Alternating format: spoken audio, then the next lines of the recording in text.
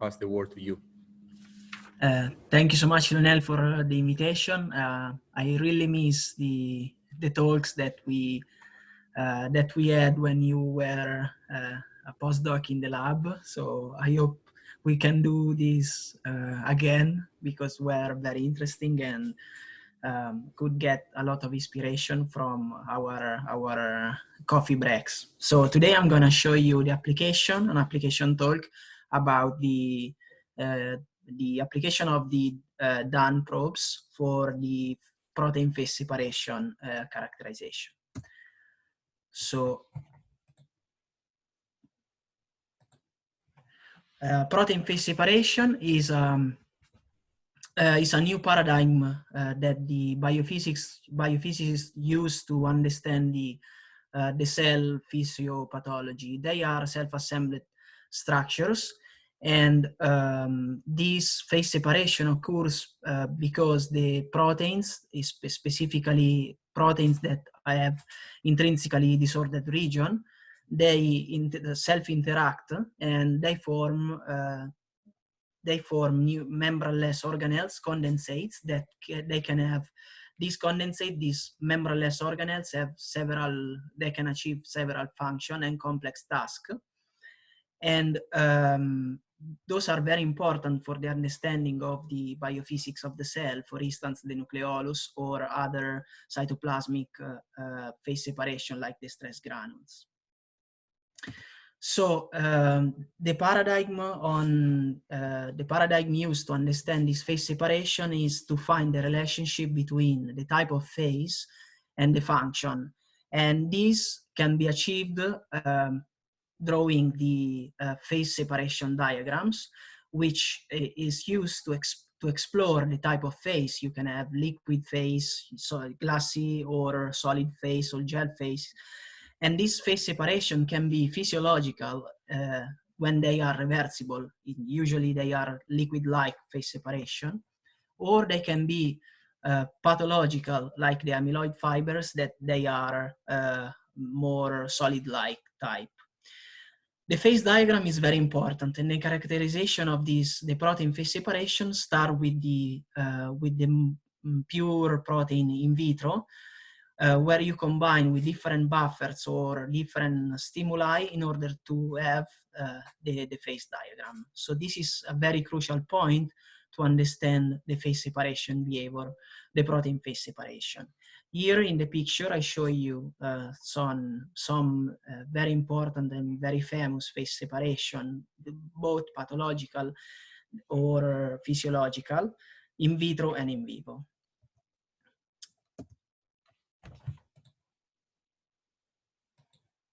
So the protein phase separation, they can be triggered by like an osmotic stimulus, and they can evolve very quickly. So we need methods that can track very quickly the evolution and the maturation of this phase separation. For instance, here I report the TDP43, which is a prion-like protein. The TDP43 is responsible of neurodegenerative disease.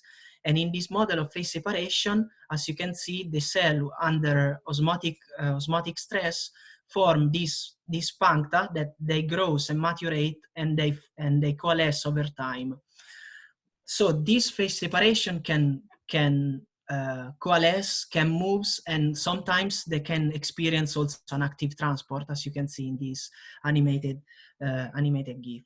So for the characterization of this phase separation, we need methods that are really able to get information very quickly and on a wide scale of spatiotemporal scale.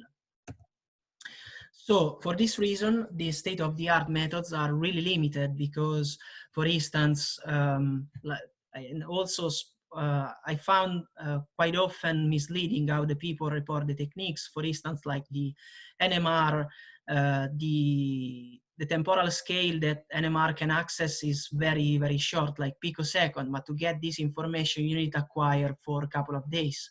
And most of the techniques are very slow to get the information, and they are not compatible with living organism.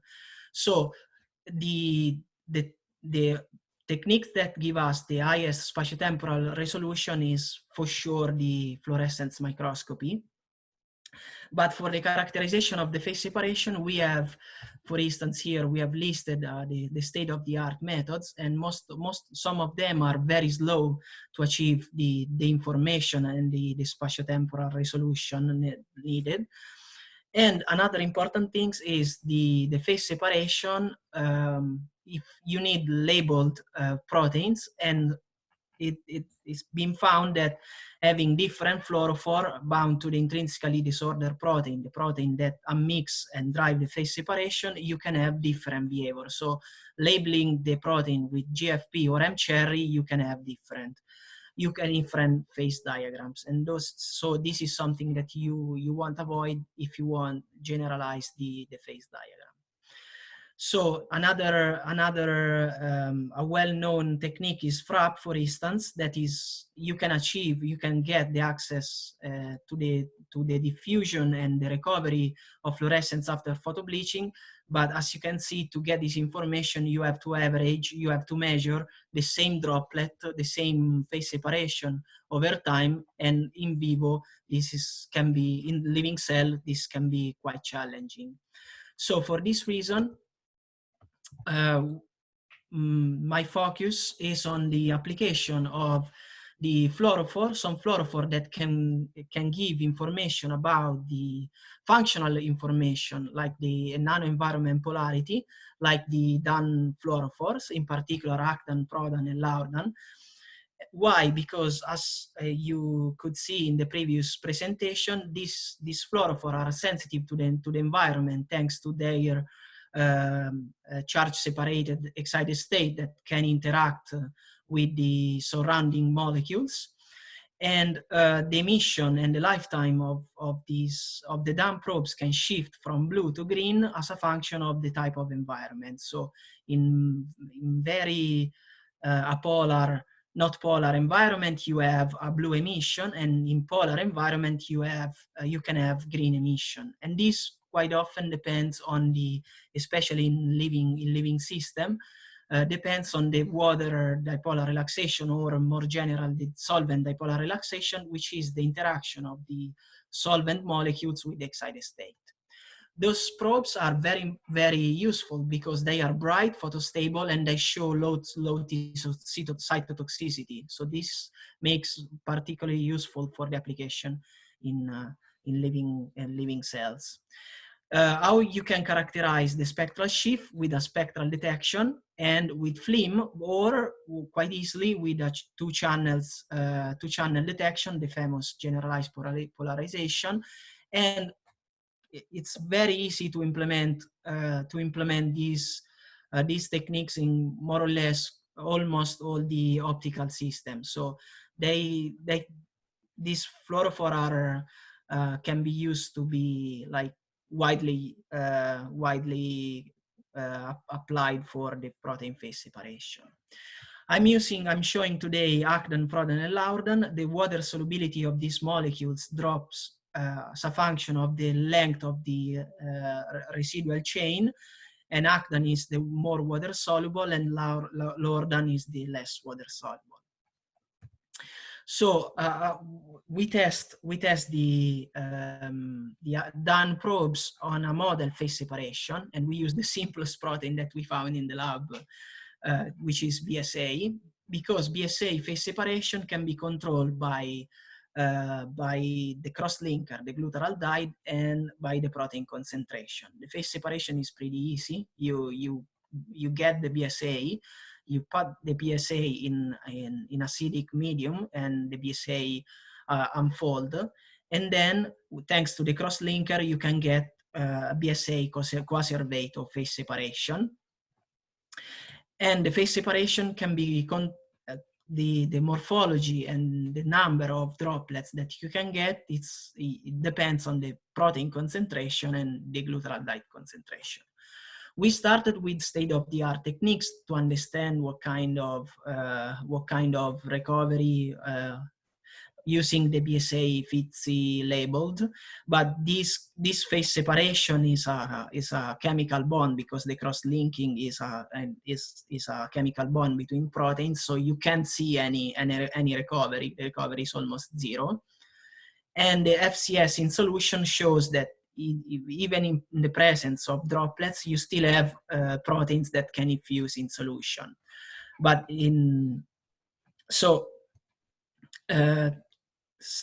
saying that, we move to the application of using the DAN probes. And our first hypothesis is these three probes are partitioned in different environment, both in the droplet, in solution, and this partitioning and localization depends on their chemical affinity and in principle the water solubility. So using these three probes, we can experience different environment, different region. We can probe different region within the phase separation, within the droplet, and in solution. So we started. So one important thing is we can analyze and characterize the spectral shift thanks to the spectral phasor, and we can get information of the droplet and the surrounding solution by just simply applying a threshold mask on the image and getting the center of mass of the phasor of the spectral phasor. So the spectral phasor, just a quick overview, is a way to represent the spectrum. The spectrum increases the wavelength in anti-clockwise direction, and the width of the spectrum increase on this radial direction. What is important is we can monitor the spectral shift as a variation of the angle. So we can monitor the water dipolar relaxation or the solvent dipolar relaxation, the polarity, the NANO-environment polarity, just simply measuring the angle of the center of mass of the phasor. So for us, an increase of the angle means an increase of polarity of the system.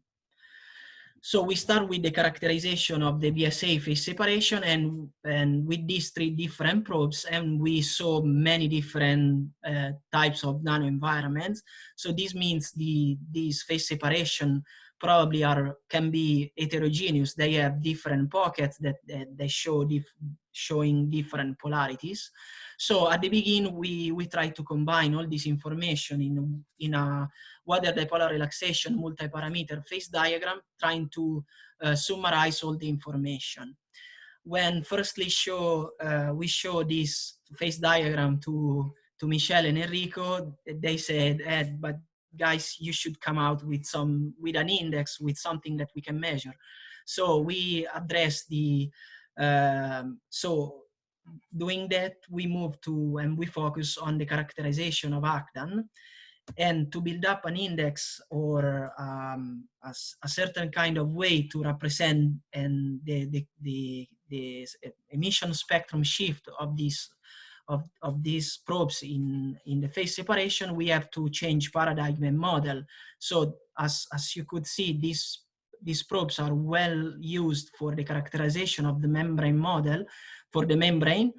And this is more or less, this is in a very rough way, the model where you have the Lordan that is inside the lipids and the product that is going toward the solution. But for the phase separation, we don't have actually a structure, but we have kind of a 3D lattice model where we have different networks of proteins. So probably eventually we need to change the model on we represent these probes in the phase separation, changing model of the system. So using this model, we focused the characterization on the ACDAN.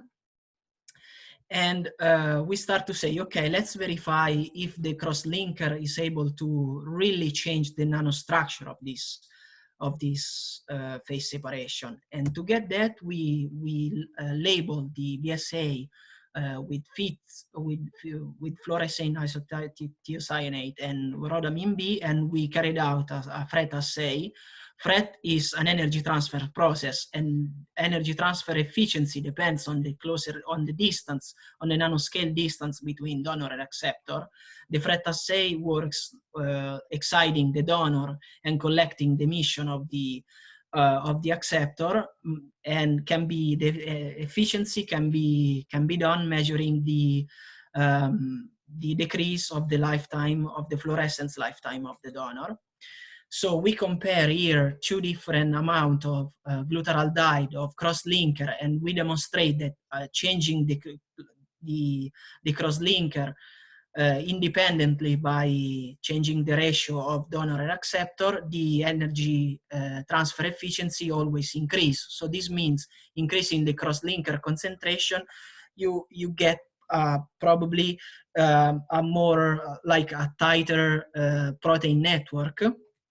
So we are really changing the nanostructure of this phase protein of the BSA phase separation proteins.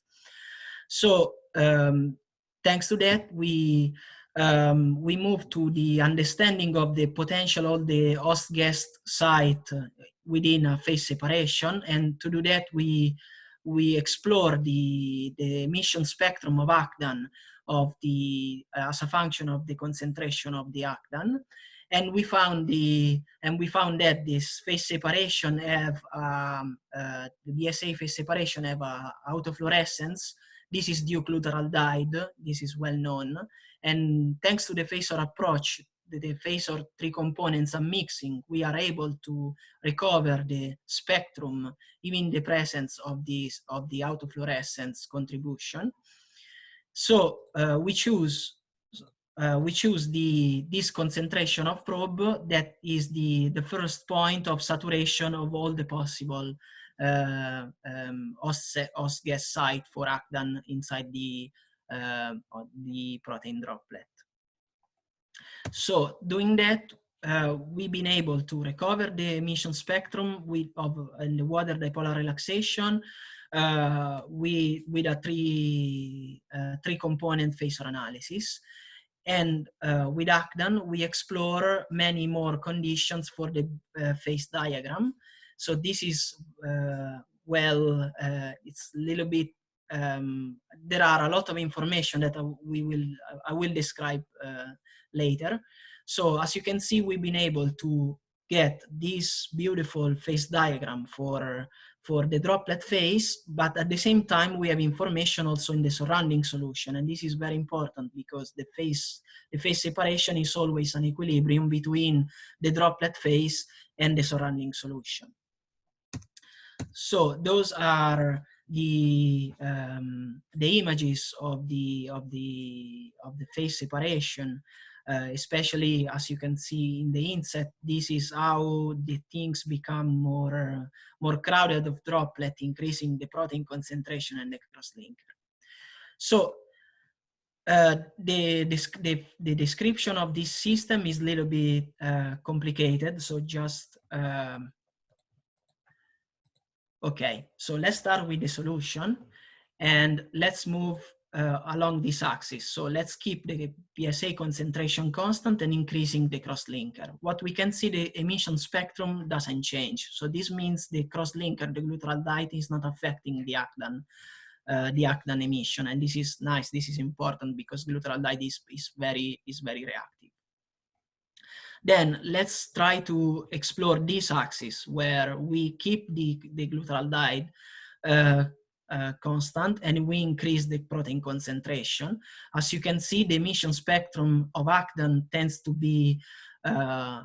shift towards bluer emission. This can be due to a crowding or excluded volume effects, or can be due to the interaction of ACDAN with BSA, like an interaction in the BSA pocket. So then let's move diagonally and explore the phase, the solution surrounding the droplets. In the first step, we can see a blue shift of the emission, and I think this can be due to the increasing of oligomers, because increasing the protein concentration and the crosslinker we can see the formation of aggregates, and probably they can offer like a binding pocket for like a hydrophobic pocket for ACDAN.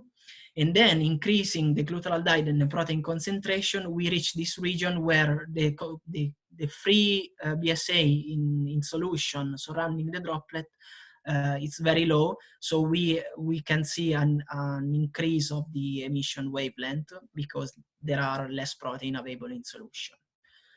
Then let's move to the droplet phase. We can see two different regions. One very low polarity, which is this one, another and at lower crosslinker concentration, and increasing the crosslinker concentration, we can see very high polarity. So here we have in principle two different kinds of environment. One where the water is completely bound to the inner channels of the phase separation of the binding pocket. So ACDAN is experiencing a very low polarity environment, while at very high concentration of glutaraldehyde, we can see ACDAN is experiencing like a polarity, like a free water. So the question here is these two environments due to the water, or is more to a combination of the water and the polar groups available inside the phase separation? So in order to understand that, we are trying to characterizing and correlating the ACDAN emission with other properties. For instance, the recovery after photobleaching of fluorescein, and compared to EGFP, to see if the droplet can be populated, or the environment can exchange molecules in and out the phase separation depending on the size and the chemical affinity. And we can characterize the concentration available in solution of molecules with FCS. In this way, we think we won't correlate these properties with the ACDAN color emission, and in order to get what kind of host gas properties this phase separation have. So to conclude, we demonstrate that ACDAN emission shift depends on the protein lattice that change at nanoscale level. We've been able to explore a phase diagram of BSA changing the protein concentration and the crosslinker concentration. Thanks to the Phasor approach, we've been able to recover the ACDAN spectral shift also in presence of a background autofluorescence. And I want to conclude saying these probes are very powerful fluorophores that can be used for the understanding of the biophysics of the protein phase separation. And here on this movie is the last experiment that I have been done, which is the lysozyme crystal. As you can see, we have the crystal. This is very big. It's kind of more than 100 microns. And we have this tiny little defect that is an amorphous particle, because the crystallization of the lysozyme start with amorphous particles that then self-organize themselves and form this beautiful crystal. As you can see, ACDAN showed completely different fingerprints.